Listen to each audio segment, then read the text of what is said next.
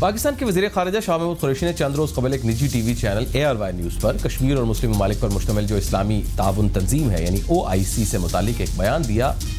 باہر اس کو سینسر کر دیا گیا, وہ اب سوشل میڈیا پر بھی موجود نہیں ہے. اور شاہ محمود قریشی صاحب نے اس پروگرام میں گفتگو کی اور کہا کہ وہ ایک مرتبہ پھر OIC سے کہنا چاہتے ہیں کہ پاکستان توقع رکھتا ہے کہ مسئلہ کشمیر پر تنظیم کے رکن ممالک کے وزرائے خارجہ کا اجلاس بلا تاخیر بلایا جائے.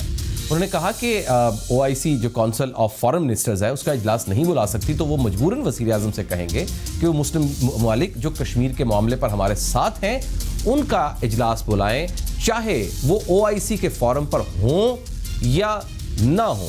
اس کے بعد سے ایک نئی بحث چل نکلی اور ساتھ ہی ساتھ جو ترجمان ہے دفتر خارجہ کے عائشہ فاروقی, انہوں نے بھی یہ کہا کہ ان کا جو وزیر خارجہ کا بیان ہے وہ سوال کیا گیا تو ان کا کہنا تھا کہ پاکستان کے عوام کو OIC سے بہت زیادہ توقعات اور امیدیں وابستہ ہیں, جس کی وجہ سے تنظیم اور اس کے رکن ممالک سے ہماری درینہ تعلقات ہیں, اور اسی تناظر میں انہوں نے یہ بات کی ہے.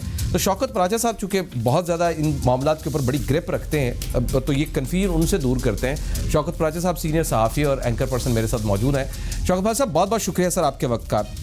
یہ سر کیا شفٹ آیا ہے, یہ جو پیسے واپس کرنا, قرضہ واپس کرنا امیجیٹلی, اور اس کے اوپر بھی ایک نئی بحث چلی, کوئی کچھ انفارمیشن دے رہا ہے, کوئی کچھ انفارمیشن دے رہا ہے, اور یہ OIC کے اوپر بھی ایک پالیسی شفٹ سا نظر آ رہا ہے.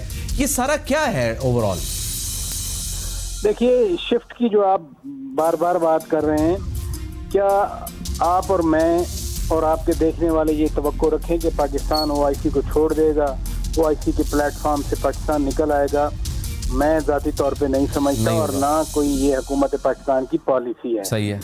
دوسری بات یہ ہے کہ جو وزیر خارجہ پاکستان نے کہا, وزیر خارجہ نے خود بھی کہا کہ میں پاکستان کے عوام کی ترجمانی کر رہا ہوں. انہوں نے کہا کہ سعودی عرب میں جب بھی کوئی خدا نخواستہ ان کی سلامتی کے حوالے سے کوئی بات ہو تو پاکستان کے عوام جذباتی ہو جاتے ہیں. تو وہ پاکستان کے عوام کی ایگزیکٹ فیلنگ ہی کنوے کر رہے تھے کہ سعودی عرب کے بارے میں پاکستان کے لوگ, پاکستان کے پالیسی میکر, پاکستان کی عوام ایموشنل ہیں, دیر از نو ڈاؤٹ. اور 1980 والا 79-80 والا واقعہ ہو یا بعد کے واقعات ہوں, پاکستان کے اندر ایک پازیٹیو رسپانس آتا ہے.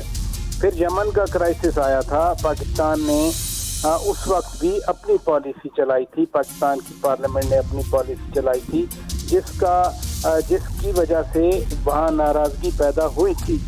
UAE کے ایک جو اسٹیٹ منسٹر تھے فارن افیئرز کے, انہوں نے تو بیان دیا تھا ایک, لیکن سعودی عرب کی طرف سے کوئی ایسا بیان نہیں آیا. کوالالمپور سمٹ کی بھی بات کی انہوں نے کہ ہم ادھر نہیں شریک ہوئے. کوالالمپور سمٹ جب ہو رہی تھی تو چونکہ میں مانیٹر کر رہا تھا چیزوں کو, سعودی عرب کے جو تحفظات تھے وہ کوئی پاکستان کے بارے میں نہیں تھے. اچھا. سعودی عرب پوچھ رہا تھا, سعودی عرب کی حکومت یہ جاننا چاہ رہی تھی کہ کوالالمپور سمٹ کا مقصد کیا ہے, آبجیکٹیو کیا ہے, کیا یہ سب ریجنل گروپ ہے ود ان OIC ایمبٹ یا OIC سے باہر کچھ ہو رہا ہے, جس کی طرف ابھی قریشی صاحب نے بھی بات کی کہ چونکہ سعودی عرب کے کچھ تقاضا تھا کہ پاکستان ادھر نہ جائے تو پھر پاکستان ادھر نہیں گیا تھا.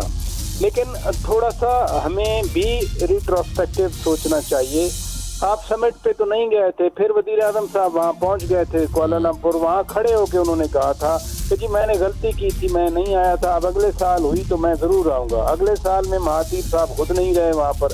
دیکھیے, پاکستان میں جب بھی کوئی کرائسس آئے, پاکستان کو جب بھی مشکلات آئی ہیں, وہ چاہے 98 والی وہ نیوکلیر بامز کے بعد اقتصادی پابندیاں ہوں, ڈیموکریسی ریلیٹڈ پابندیاں ہوں جو کہ جنرل مشرف کے ٹیک اوور کے بعد لگی تھی, کون تھا جو پاکستان کی مدد کے لیے آیا تھا؟ وہ صرف سعودی عربیہ تھا.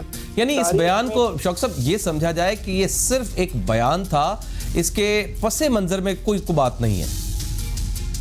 نہیں, یہ دیکھیں, فارن منسٹر ہیں وہ, خارجہ پالیسی, اور وہ بھی اس طرح کے ممالک کے ساتھ جن کے بغیر آپ نہ رہ سکیں.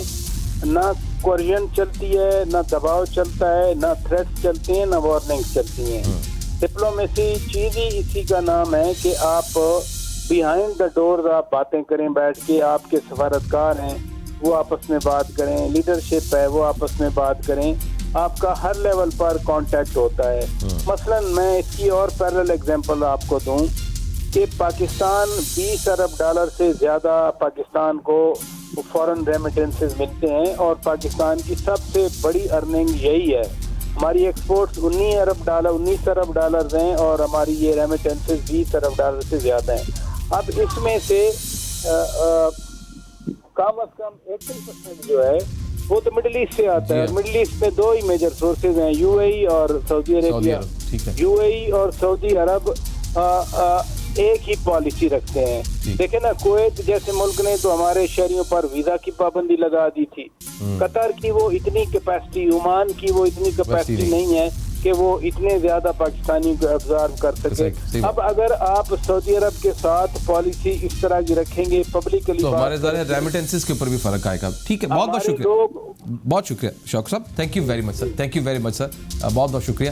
ایک بریک لیتے ہیں ناظرین, اور بریک کے بعد پاکستان کے نظام تعلیم اور نصاب تعلیم, اس کی بات کرتے ہیں کہ کیا پاکستان میں نظام تعلیم اور نصاب تعلیم یکساں ہونا یا کرنا ممکن ہے, اور ساتھ میں یہ بھی سوال اٹھائیں گے کہ کیا دنیا بھر کی سوسائٹی میں کیا ایک جیسا نظام تعلیم اور ایک جیسا نصاب ہونا ممکن ہے, سوسائٹی میں یہ بن سکتا ہے جبکہ کلاسیفیکیشنز موجود ہیں معاشرے کی.